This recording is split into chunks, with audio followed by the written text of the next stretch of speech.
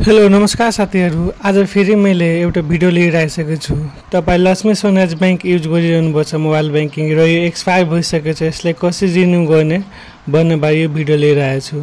तपाईँले यहाँ हेर्न सक्नुहुन्छ मेरो मोबाइलमा मैले आफ्नो पासपोर्टहरू सबै थिचेपछि पनि यो एक्सपायर भनेर तपाईँको मतलब यहाँ देखाएर चाहिँ हेर्न सक्नुहुन्छ। Service expire, account expire, please manually perceive the charge for account activation भनेर। अब यसले कसरी रिन्यू गरिन्छ, यो हाम्रो मोबाइलमा ब्यालेन्स नभएको खण्डमा, ब्याङ्किङमा ब्यालेन्स नभएको खण्डमा यो एक्सपायर भएको रहेको छ।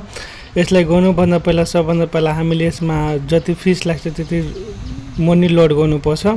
पैसा लोड गरिसकेपछि तपाईँले यहाँ जस्तै हेर्नुहुन्छ मैले जस्तै लोड गरेको छु, मैले 500 अन्ली मैले यसमा गरेको छु। अब यसको चार्ज कति लाग्छ त्यो चाहिँ आफै अटोमेटिक काट्छ। त्यो कसरी गरिन्छ यो लोड गरिसकेपछि यहाँ हेर्न सक्नुहुन्छ हामी यो आइरहेछ। अब यसमा के गर्नुपर्छ नि, यसमा लगइन गर्ने बेलामा रिन्यूमा क्लिक गर्नुपर्छ अनि यस्तो स्क्रिन खुल्छ।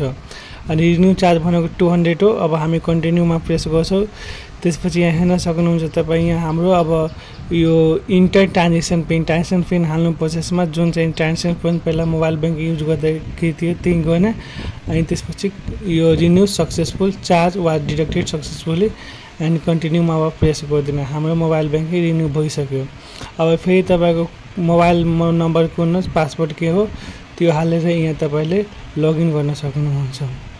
लगइन गरिसकेपछि आफ्नो अब सेटअपहरू गर्ने, कसरी तपाईँको यो फिङ्गरप्रिन्ट लगाउने हो कि के गर्ने हो त्यो सबै हालिसकेपछि यहाँ सेटअप गरिदिनु। जस्तै मैले यहाँ गइरहेको छु, आफ्नो पिन नम्बर हाल्नुपर्छ यसमा। अनि यो सबै गइसकेपछि यहाँ तपाईँले हेर्न सक्नुहुन्छ मेरो mobile banking dashboard easily open भइसकेको छ। यहाँ यो चाहिँ हाम्रो एक्सपायर रिन्यू भइसक्यो। यसरी चाहिँ हामीले गर्न सक्छौँ। Thank you for watching our video.